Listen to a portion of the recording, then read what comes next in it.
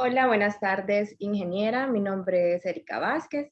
Nosotros vamos a exponer acerca de lo que es el método de conservación a altas temperaturas. Y vamos a empezar diciendo que la aplicación al calor de los alimentos permite, número uno, lo que es la eliminación total de los microorganismos o reducir su presencia. Otro de ellos sería destruir por completo las enzimas que son responsables, pero para que este tratamiento por calor sea eficaz, sea eficiente, tenemos que tomar en cuenta que el alimento en su interior debe contener cierta temperatura por cierto tiempo determinado. Existen diversos métodos de conservación. Siguiente diapositiva.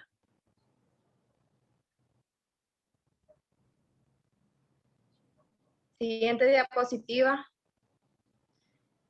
Los métodos de conservación están lo que es la pasteurización, el escaldado y la esterilización de los alimentos. Comenzaremos hablando acerca de lo que es la pasteurización.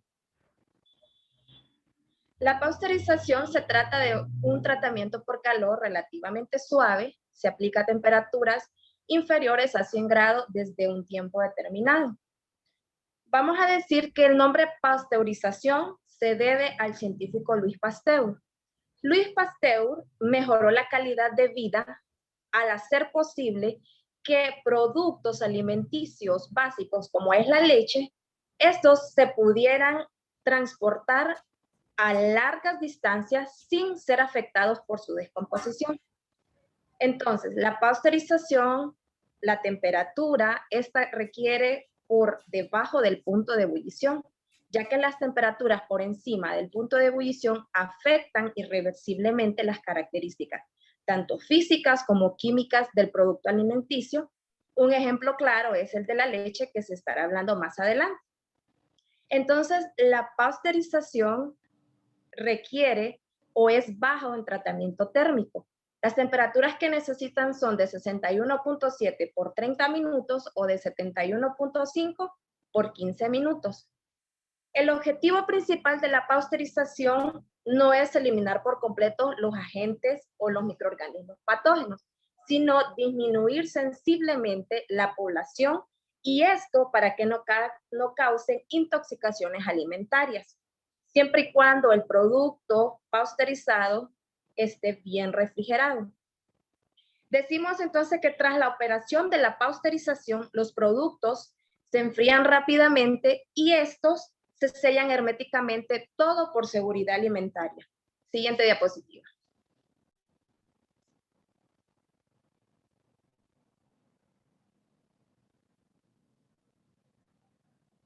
Factores a tomar en cuenta.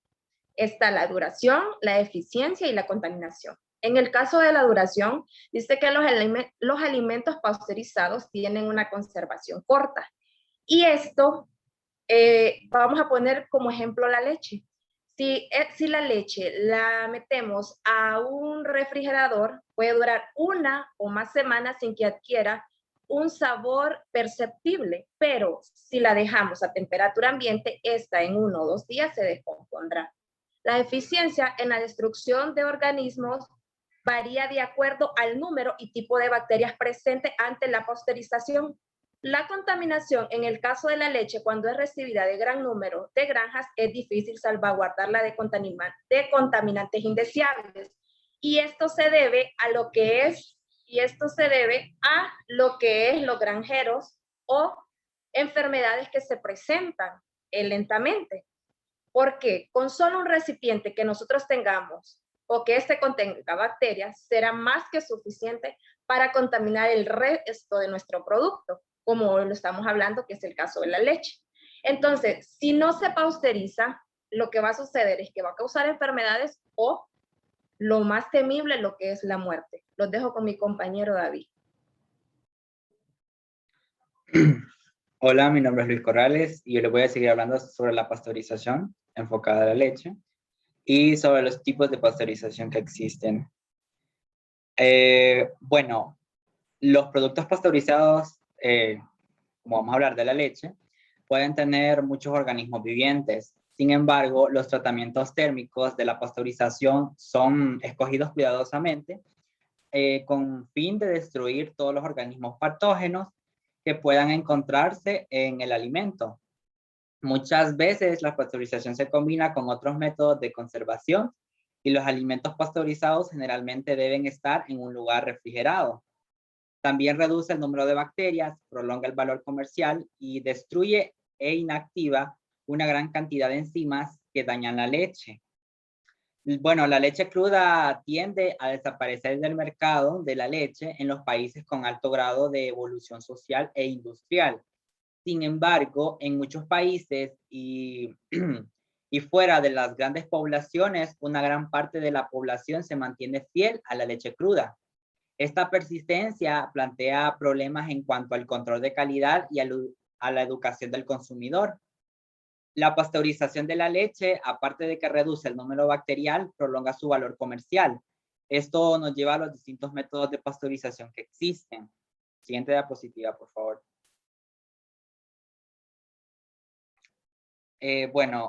Existen tres tipos de pasteurización bien diferenciados. Está la pasteurización BAT o lenta, la pasteurización a altas temperaturas durante un breve periodo o High Temperature Short Time, y el proceso a altas temperaturas UHT o Ultra High Temperature. Bueno, en el caso de la BAT, el primer proceso que es el primer proceso que se descubrió y ya prácticamente está en desuso. El procedimiento se basaba en calentar el alimento líquido hasta los 63 grados Celsius para luego enfriarlo en el mismo recipiente durante 30 minutos. Una vez enfriado, a veces tardaba periodos de más de 24 horas, el alimento se envasaba para que no se produzcan contaminaciones. En el proceso del AHTST es el más utilizado.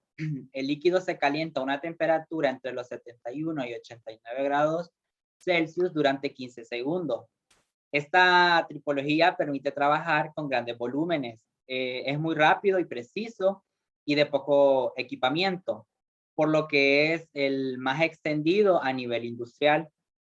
Se puede trabajar con procesos de lote donde el líquido se calienta en un recipiente estanco o en un autoclave industrial, o en flujo continuo, donde el alimento circula entre dos placas de metal o de forma tubular.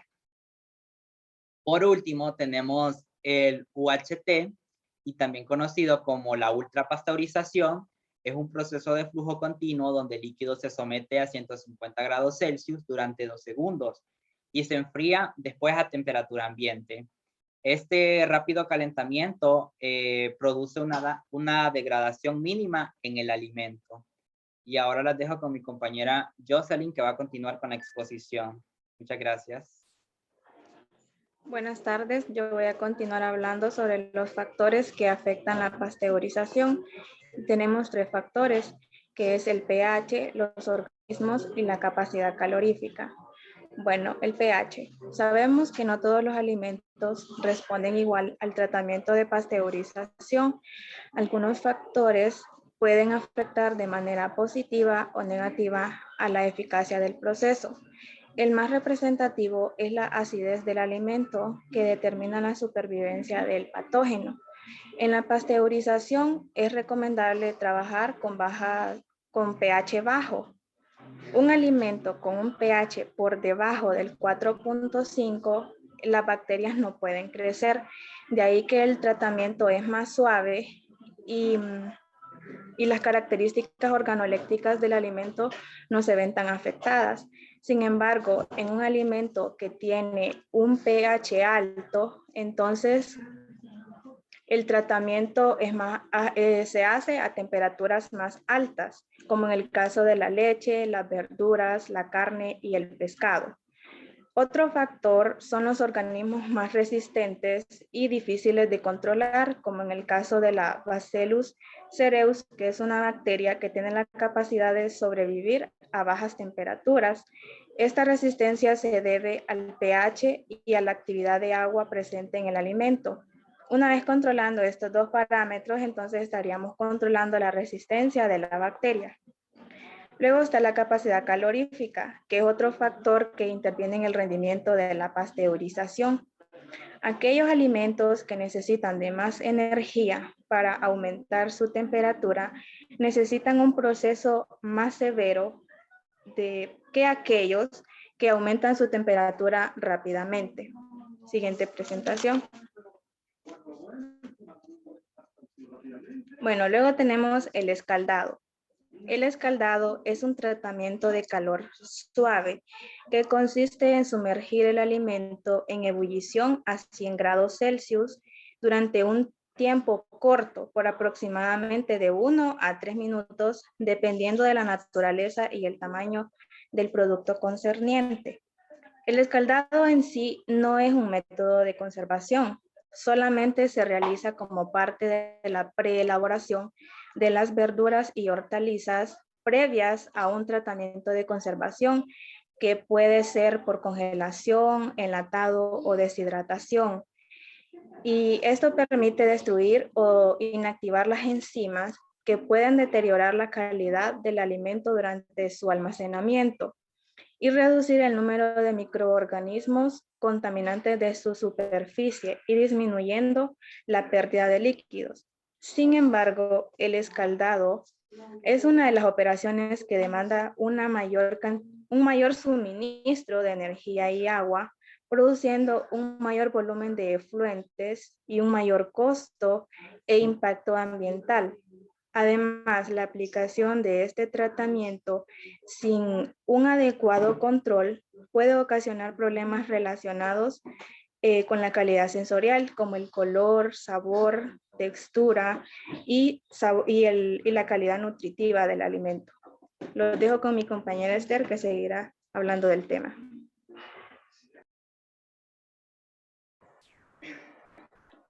Bueno, buenas tardes, compañeros. El escaldado también es una combinación de las operaciones de pelado, limpieza, con el objetivo de conseguir un ahorro tanto en los gastos de inversión y de espacio como de consumo energético. Existen dos métodos de escaldado comercialmente empleados y son de mantener durante un tiempo el alimento en una atmósfera de vapor saturado o bien sumergido en un baño de agua caliente.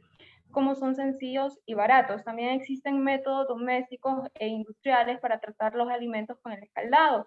Uno de estos métodos es el escaldado con agua caliente, que consiste en sumergir la pieza o alimento en una agua caliente hasta lograr el punto ideal para su conservación o pelado. Entre las ventajas de este método son su eficiencia, el control sobre el proceso y la uniformidad que se logra. Otra ventaja es que requiere un volumen importante, es que requiere un volumen importante de agua. Además, también produce un proceso de lixiviación o pérdida de ácidos, minerales y vitaminas en los alimentos. Por otro lado, también se generan grandes cantidades de agua residuales que contienen un alto porcentaje de materia orgánica. Otro método es el escaldado con vapor, que consiste en un calentamiento local muy intenso de la superficie de alimentos, y esto provoca el debilitamiento o desorganización de los tejidos. El escaldado con vapor ofrece la ventaja de que provoca un menor arrastre en los nutrientes y solutos de las hortalizas, como ser el maíz, el brócoli o guisantes. Entre las desventajas está también que es un proceso artesanal o doméstico y la inactivación enzimática requiere más tiempo. El alimento puede también sufrir daños y el tiempo y la temperatura son más difíciles de controlar. También está el escaldado químico, que debido a que los métodos de escaldado con agua caliente y vapor dañan algunos productos como las fresas o los higos, etcétera. También entonces estos se emplean en el escaldado mediante la aplicación de un compuesto químico. Consiste en sumergir los alimentos de una solución de ácido ascórbico, dióxido de azufre, sulfitos, bisulfitos o metabisulfitos. La ventaja que ofrece también este método es que minimiza la oxidación de los alimentos y prolonga su conservación, y también impide el desarrollo microbiano. La desventaja de este método es que puede producir alergias en algunas personas. También está el método de escaldado con microondas. Bueno, en la industria alimentaria emplea este método para tratar algunos alimentos como el maíz, las papas y las frutas.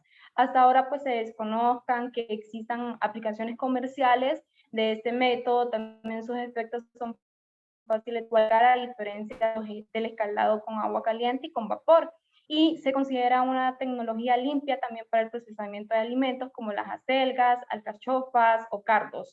El escaldado con microondas pues se utiliza en la elaboración de conservas de vegetales, lo que produce también el ahorro de gran cantidad de agua y de energía. Siguiente diapositiva.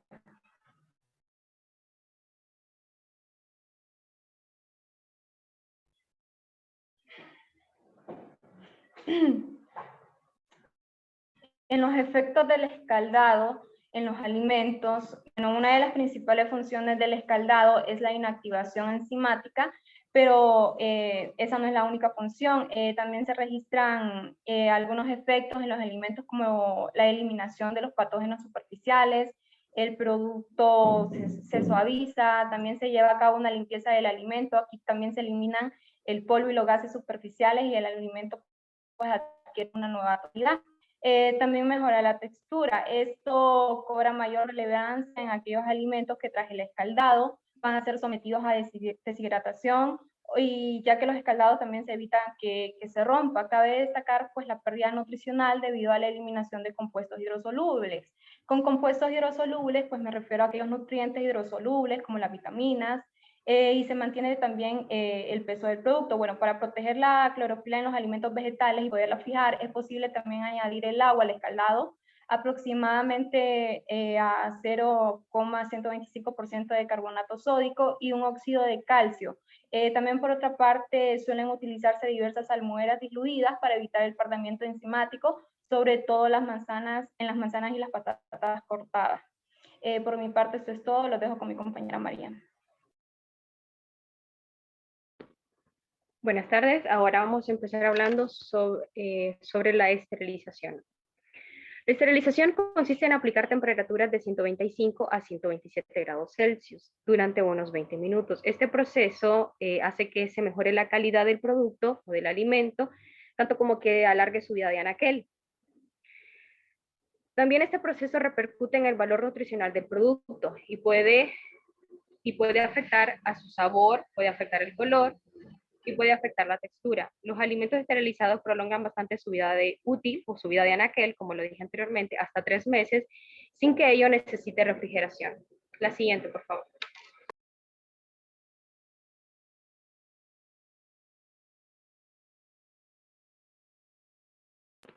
La esterilización, o también llamado esterilización comercial, describe la condición que existe entre la mayoría de los productos enlatados o embotellados, indicando ese grado de esterilización en todos los organismos patógenos y generadores de toxinas que han sido destruidos, al igual que todos los demás tipos de organismos que sí estuvieron presentes, que podrían crecer dentro del producto y provocar descomposición bajo condiciones normales de manejo y almacenamiento.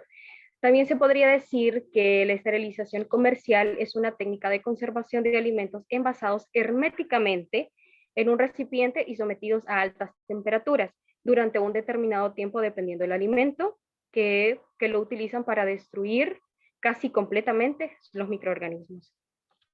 Los dejo con mi compañera Odali.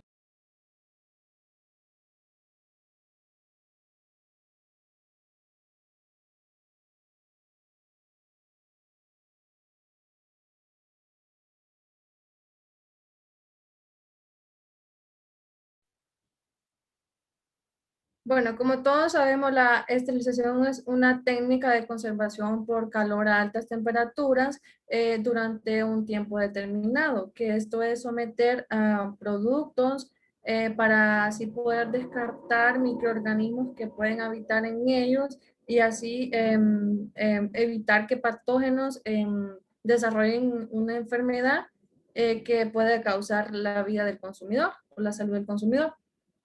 Más que todo, esto se da en las industrias, se realiza este proceso de esterilización de alimentos en productos, como mi compañera ya lo mencionó, que productos que son herméticos, como por ejemplo de latas o frascos, como productos mermeladas, almíbar, guisados, entre otros. Bueno, cuando son sometidos a este tipo de esterilización, debemos de considerar las características del producto, porque así debemos darnos cuenta a qué temperatura y a qué tiempo van a ser esterilizados. Bueno, aquí el punto es los riesgos de realizar una esterilización en casa.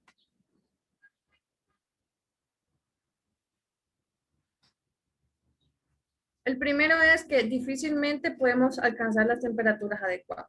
Esto se refiere a que nosotros podemos tener los medios o los utensilios, los materiales para poder realizar una esterilización en nuestra casa. Pero digamos, si no llegamos a una cierta temperatura, que es la que necesita el producto, nunca sabremos con certeza si el proceso se hizo correctamente.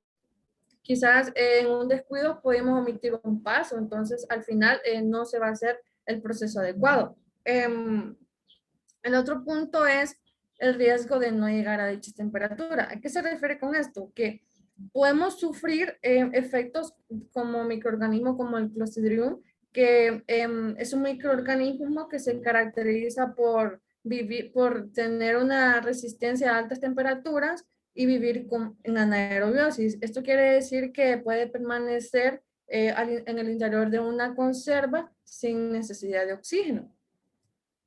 El otro es la esterilización de alimentos, que consiste en subir y bajar las temperaturas. Esto se hace en función de las características de cada alimento, como ya antes ya lo mencioné. Si digamos, al momento de hacer la baja temperatura no se realiza correctamente el proceso de descomposición del alimento, continuará como que si no se hubiese hecho nada. Entonces, no es lo mismo someter un producto a una esterilización, a un autoclave, que a un baño María. Tenemos que tener muy en claro eso. Entonces, el Clostridium botulinum es un microorganismo que se encuentra en la naturaleza, pero el mismo es considerado el más peligroso por todos los agentes patógenos que eventualmente pueden incubarse en alimentos no esterilizados. Esto puede ser un vehículo para una enfermedad llamada botulismo, que es un trastorno muy grave que se produce por las sustancias de las bacterias que produce este microorganismo. Entonces, por lo general, nunca suele haber problemas con la conservación, digamos, de un alimento. Debemos de tener cuidado nosotros como consumidores o como estamos haciendo el producto.